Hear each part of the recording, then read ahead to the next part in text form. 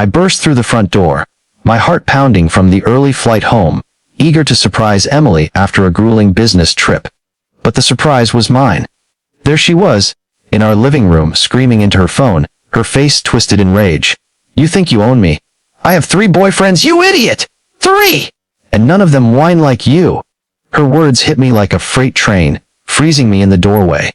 She spun around, eyes widening as she saw me, the phone slipping from her hand. The betrayal exploded in my chest. Years of marriage, sacrifices, all shattered in that venomous confession. Humiliation burned through me as I realized the life I'd built was a lie, and in that instant, rage ignited a fire that would consume everything.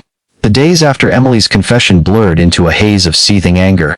I didn't scream or throw things. Instead, I played the part of the wounded husband, letting her think she could smooth it over with tears and half-hearted apologies. "It was just words, Alex," she sobbed that night, clutching my arm. I was angry at my friend on the phone. It didn't mean anything. But I knew better. I'd seen the late nights, the secretive texts, the way she'd pull away from my touch. That spat wasn't a slip. It was the truth bubbling out like poison from a festering wound. And now, it was my turn to wield the knife. Revenge didn't come easy.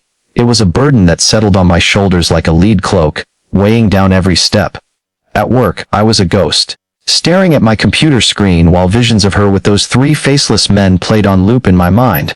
My boss noticed, pulling me aside. "Alex, you're not yourself. Take some time off." But time off. That would mean facing the emptiness at home, where Emily pranced around like nothing happened, cooking dinners and suggesting couples therapy. Therapy. The idea made me laugh bitterly in private. No, I needed action. Something savage to match the humiliation she'd inflicted. I started small, gathering intel like a predator stalking prey. Hired a private investigator. Discreet, expensive, but worth every penny. The reports came in waves: photos of her with boyfriend 1, a slick gym trainer named Mark sneaking kisses in parking lots. Boyfriend 2, her coworker Derek, sharing lunches that turned into hotel romps. And boyfriend 3, the worst, my old college buddy Ryan, who'd grinned at our wedding while plotting behind my back. Each revelation twisted the knife deeper, fueling the fire. Nights became sleepless marathons of planning. I'd pace the basement, scribbling notes, expose them all, ruin her reputation, drain her financially. But the burden gnawed at me. My sister called, worried. "Alex, you're scaring me. Mom says you haven't visited in weeks." I brushed her off, but inside the isolation stung. Friends drifted away as I canceled plans, too consumed to pretend normalcy. One emotionally charged night, as rain hammered the windows, I confronted the mirror image of myself. Hollow eyes, clenched fists. Was this justice or destruction? The line blurred. Justice meant making her pay for the years she'd stolen, the trust she'd shattered. Destruction whispered of going too far, burning everything to ash, including myself. I slammed my fist into the wall, blood trickling from split knuckles. Emily heard the noise, rushing down in her nightgown. "What's wrong, baby? Talk to me." Her concern felt like mockery. I shoved her away, growling, "Get out." She fled upstairs, crying, but her tears only hardened my resolve. No mercy. The pursuit rippled outward. My performance at work tanked, leading to a demotion warning. My best friend, Tom, tried intervening over beers. "Dude, divorce her clean. Don't let this eat you alive." But his words bounced off. Revenge was my oxygen now. It shaped every decision, skipping family gatherings, ignoring health warnings as stress carved lines into my face. As months dragged on, the plan solidified. I'd hack her social media, learning from online forums in the dead of night, post evidence anonymously, sabotage her job by tipping off her boss about the affair with Derek, turn Ryan's wife against him with leaked messages. And for Mark, a false tip to the gym about steroid use. Petty, but effective. The burden intensified. Dreams turned to nightmares of her laughing with them, mocking me. I'd wake sweating, heart racing, torn between the thrill of impending justice and the void it created. My once vibrant life narrowed to this obsession. Even my dog sensed it, whining at my feet as I ignored walks. Affecting everyone. My parents aged visibly from worry. My sister stopped calling after I snapped at her. But I pushed on, the rage a constant companion, driving me forward. By the 6-month mark, I was a shell, but the pieces were in place. Emily sensed something off, growing paranoid, but she had no idea the storm brewing. Justice demanded destruction, and I was ready to unleash it. With the plan locked in, execution began like a slow, burning fuse. I started with the digital strike, using a burner account to post the photos on her social circles. Emily's secret life, 3 boyfriends while married. The caption went viral in our small town network. Comments flooded in shock, disgust, calls for explanations. Emily's phone blew up that morning. I watched from the kitchen, feigning concern as she scrolled, face paling. "What the hell is this, Alex? Did you do this?" Her voice cracked, but I shrugged. "Looks like karma." She stormed out, but the damage was done. Her friends unfollowed her en masse. Whispers at her yoga class turned to outright shunning. The burden of revenge pressed heavier now.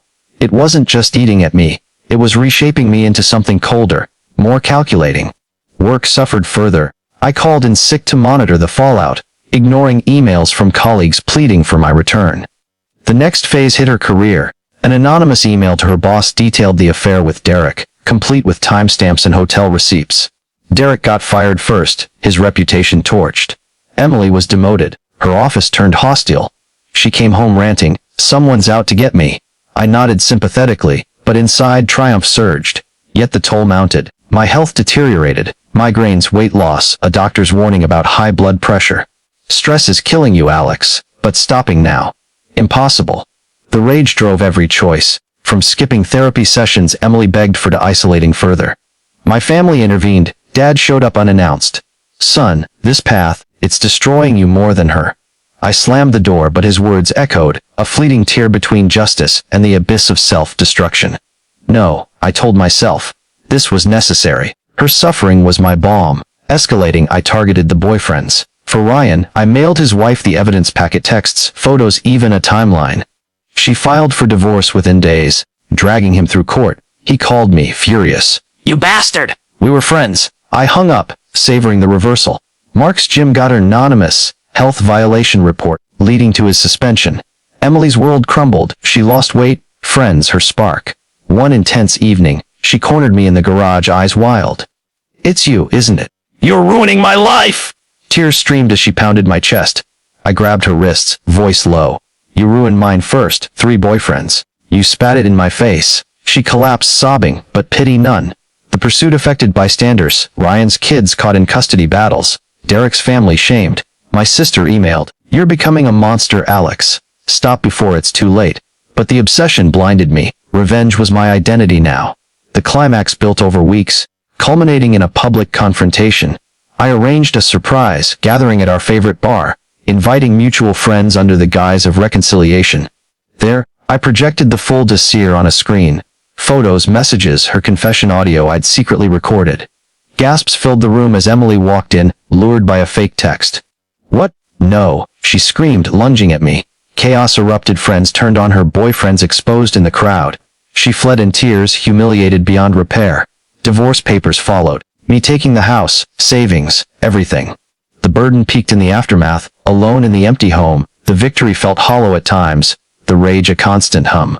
But I embraced it, letting it shape my new life, colder, stronger, unyielding. Years later, Emily was a shadow, jobless, friendless, broken. I'd moved on, but the fire never fully extinguished. Revenge had cost me pieces of my soul, relationships, health, but the satisfaction outweighed it.